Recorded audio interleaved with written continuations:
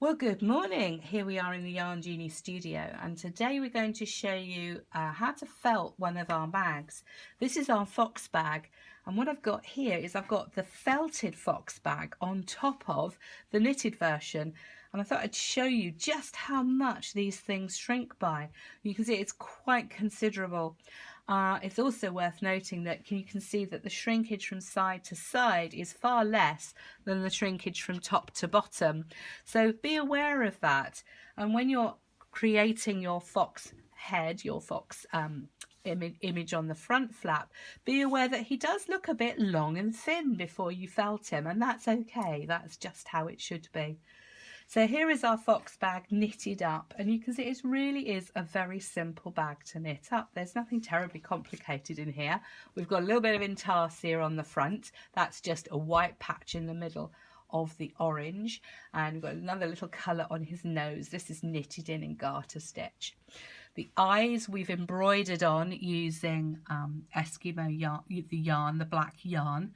And look, you can see my yellow fingers. I was chopping turmeric yesterday and it still coloured my fingers and my hand. It's ridiculous. It will come off, I hope.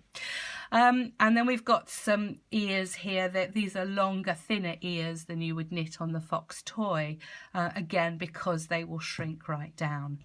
But these are all knit stitches. These are done in garter stitch. This is all stocking stitch, and then we've just sewn it together with a mattress stitch down the sides and again across the bottom. This is bagging out slightly, which is fine. Again, once you've felted that, it'll all be groovy.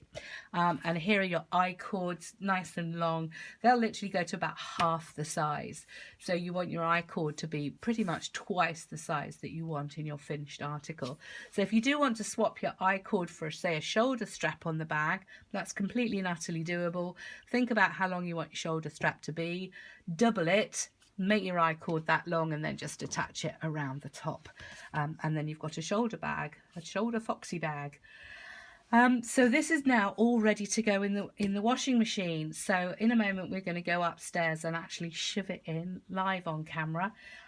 What we're going to need to get hold of is we need a towel and we need some washing liquid and a machine. And a few hours later, out will come our beautiful felted foxy bag, and we'll show you how to reshape that as it comes out of the machine.